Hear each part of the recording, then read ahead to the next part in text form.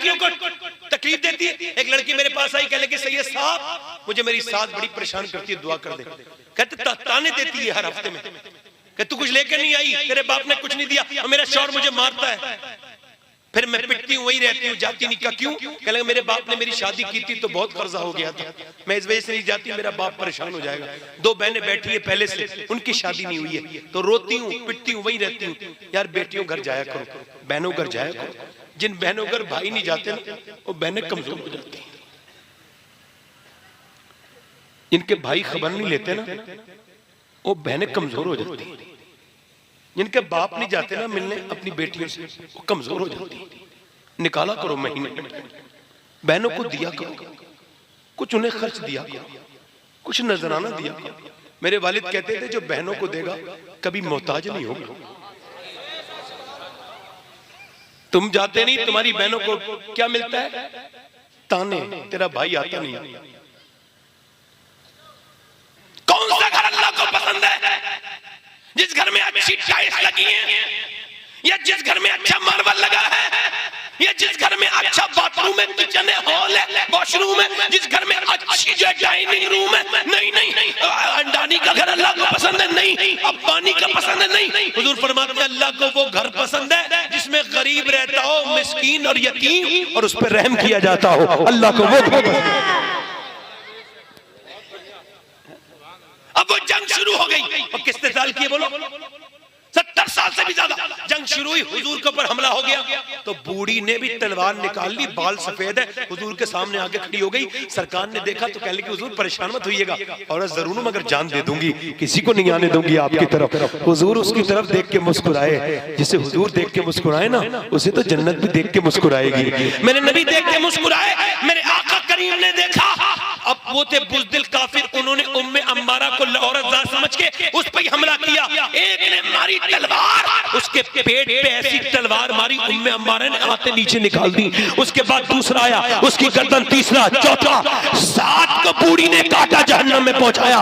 7 को 1 2 3 7 को सब भगदड़ मच गई। कहा मत लड़ो मुसलमानों से। कहा क्यों? कहा इनसे कोई जीत नहीं पाएगा। कहा क्यों? कहा जब 70 साल की उम्मे अम्मारा की तलवार का ये हाल है तो फिर अली की तलवार का हाल क्या होगा? नारे तकबीर, नारे रिसालत, नारे। आखिरी बात कर रहा हूं, तवज्जो है कि नहीं? दिल लग रहा है कि नहीं लग रहा है? एक औरत और आ गई। अब सुनो, जंग शुरू हो रही है, उधर जंग खत्म हो गई, उधर एक औरत नमाज पढ़ रही है। इधर देखो मेरी बहनें, सुने, आप भी सुने, क्या पढ़ रही है बोलो? सांसें रोक के सुनना ये बात मेरी। क्या रोक के? ताकि तुम्हें समझ में आए सहाबा कौन थे, उनकी औरतें कौन थी। सुनो, सांसें रोक के सुनना। जंग हुई, एक औरत नमाज पढ़ रही है, दूसरी औरत आई, उसे सलाम पेरा, बोले सुन तेरा बाप गया था ना जंग में? हाँ, वो शहीद हो गया। हाथ उठा के कहा, जिसने अपने बाप की मौत की खबर सुनी हो, मौत की खबर सुनी हो, वही औरत बता सकती है ना कि उसकी तकलीफ कितनी बड़ी होती है। उसने कहा सुन, पूरी बात तो सुन, तेरा भाई गया था ना, वो भी शहीद हो गया। अब तो उसके आंसू बेख्तियार हो गए, कांपने लगी, मगर उसने फिर यहीं पे छोड़ा नहीं। कहा सुन, तेरा शौहर गया था ना, वो भी शहीद हो गया, और तेरा जवान बेटा वो भी शहीद हो गया। रोक के बोली, मालिक मेरे बच्चों की शहादत, मेरे बाप की शहादत। और इतना रोई कि दिल, आजकल की औरतें तो कोई मर जाए तो नमाज पढ़ती हैं, उस दिन नहीं पढ़ती, रोने धोने में लगी रहती हैं। लोगों ने समझा 4 मौतें हुई हैं एक औरत के, बाप, भाई, शौहर, बेटा। किसी ने कहा तो कहने लगी अल्लाह का शुक्र अदा कर रही हूं। का क्यों? कि अल्लाह ने मुझे एक बार में शहीद की बेटी बना दिया, शहीद की बहन बना दिया, शहीद की मां बना दिया, शहीद की बीबी बना दिया। लोगों ने समझा रोएगी, चीखेगी, चिल्लाएगी, नहीं नहीं, उधर शोधा की लाशें पड़ी हैं, जाएगी बाप के पास, जाएगी भाई के, बेटे के, किसे किसे देख के रोएगी।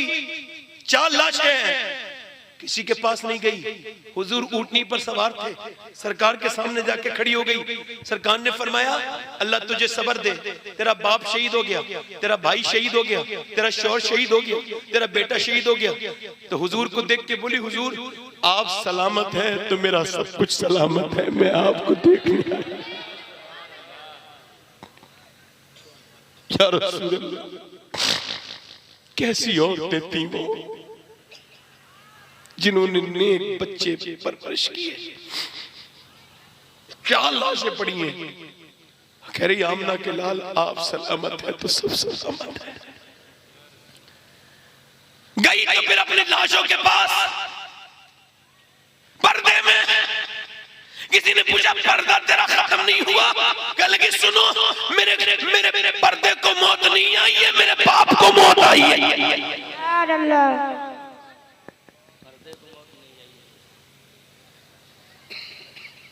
आज इनकी औरतों के जिस्म के लिबास देख लो, इन्हें तो सोचना चाहिए था कि तुम किस तरह से चल रही हो मेरी बेटी।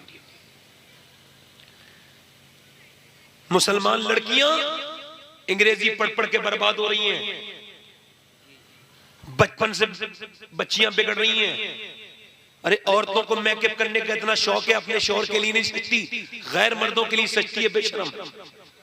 घर में शौहर आता है तो फूड़ कपड़े पहने बैठी रहती है, और जब बाहर जाती है तो मेकअप करके जाती है। इस बेवकूफ से पूछो किसके लिए सज रही है? अरे अपने आदमी के लिए सजेगी, तेरा घर बनेगा, घर में बरकतें होंगी।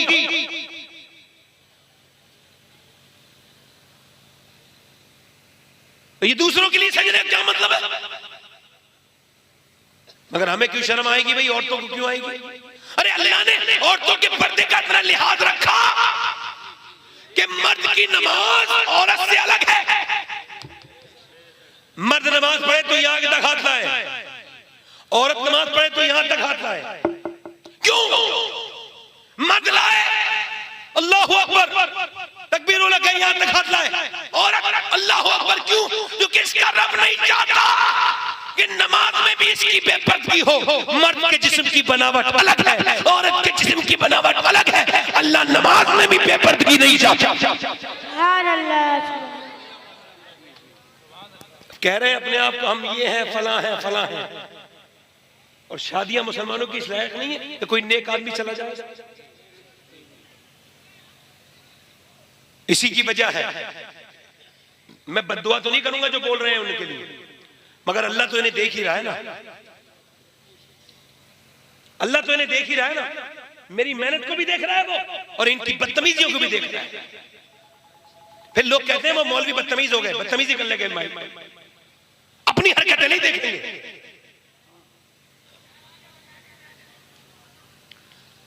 अब सुनो, बड़ी मुश्किल से तकरीर की मैंने आपके गांव में, इतनी आवाजें आ रही हैं मुझे बार बार। मैं साइलेंट मोड में तकरीर करने वाला आदमी, एहसास की तकरीर करता हूं, महसूस करवा कर खत्म कर रहा हूं अपनी तकरीर यहीं पे। इसका एहसास उस दिन होगा लड़कियों को फिराने वाले, जब लड़कियां हाथ से निकल जाती हैं। 2014 से लेके अब तक कई लाख लड़कियां इस्लाम छोड़ के गैर मुस्लिमों के घर में माथे पर अपनी निशान लगा रही है गैर मुस्लिमों वाली। क्या जवाब दोगे हुजूर को जाके? क्यों बचपन में दुपट्टा नहीं रखा था बेटी के अपने? क्यों नहीं सिखाया था उसे नबी की बेटी का घर? अरे माँ का किरदार तो ये होना चाहिए कि 6 साल की बच्ची कुरान पढ़ रही है मदीने में, और ऐसी बच्ची है ना उसके बाप का जवाब है, ना उसकी माँ का जवाब है, ना उसके भाइयों का जवाब है, ना उसके नाना का जवाब है। बहन हसन हुसैन की है, माँ उसकी सैयदा फातिमा है, बाप उसका मौला अली है, और नाना उसका मोहम्मद मुस्तफा है। कुरान पढ़ रही है, कुरान सर पे से दुपट्टा गिर गया नीचे को। जब दुपट्टा गिरा तो सैयदा फातिमा ने देखा जैनब के सर पे दुपट्टा नहीं, सर पे दुपट्टा रख दिया। अब जैनब से पूछा, जैनब ने पूछा सैयदा ने, अम्मी जान आपने मेरे सर पे दुपट्टा क्यों रखा? सैयदा ने कहा नाना नाराज हो जाते हैं, बस चली गई। बच्ची इतना सुना था सैयदा जैनब रोई और रोई और रोई। सैयदा फातिमा और जैनब चुप जा, फिर आई और चुप जाना जैनब, अब तो सर पे दुपट्टा रख लिया और चुपट गई। अम्मी जान नाना से कह देना आप माफ कर दे, अगली बार जैनब गर्दन कटा देगी मगर सर पे से दुपट्टा नहीं हटाएगी। करबला के मैदान में खींचा गया दुपट्टा, ये अपने आप को नबी के से मोहब्बत का दम मनने वाली औरतें इन्हें बता रहा हूं। जब दुपट्टा खींचा गया तो बालों से सर ढक लिया, मुंह ढक लिया बालों से।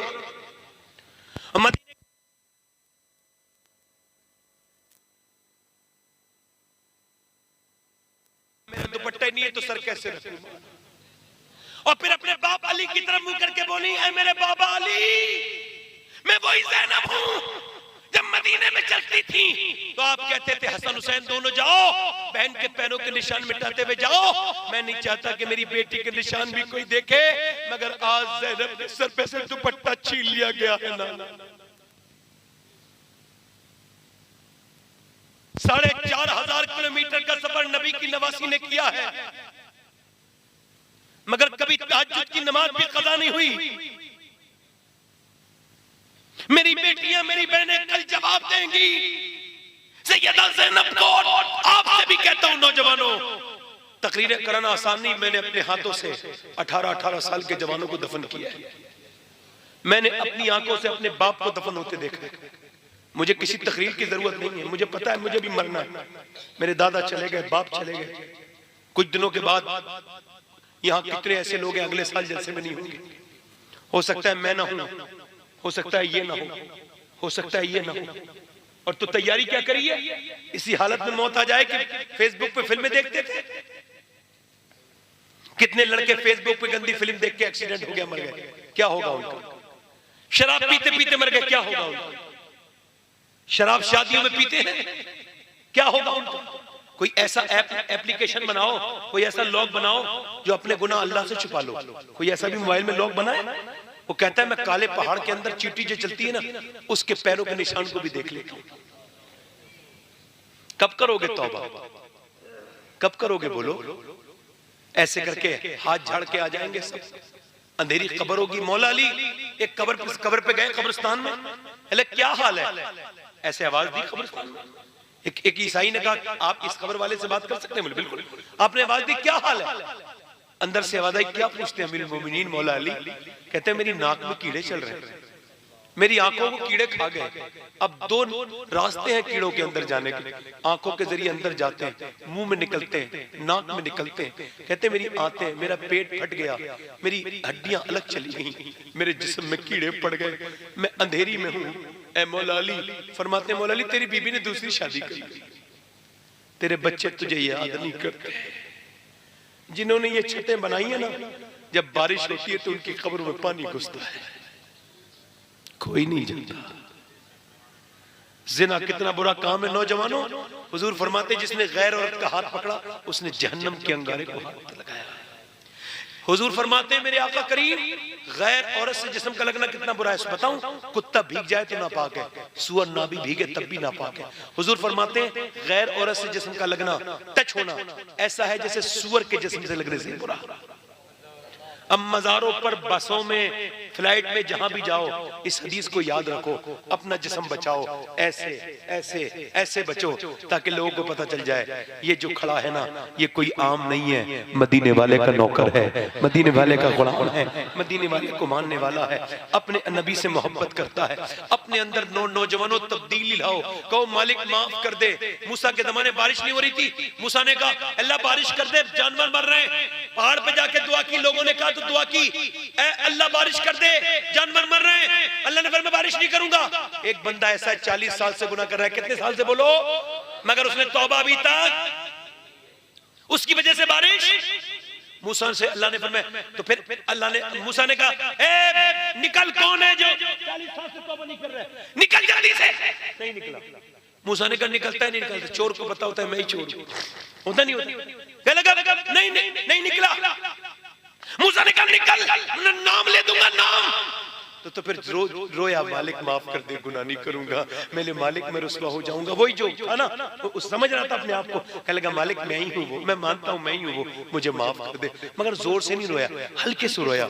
हुजूम गम में भी तौहीन ज़ब्त गम न हुई, हम इस एहतियात से रोए कि आंख नम न हुई। रोते रोते रोते रोते मूसा ने कहा नाम बोलने वाला हूँ वरना निकल जा।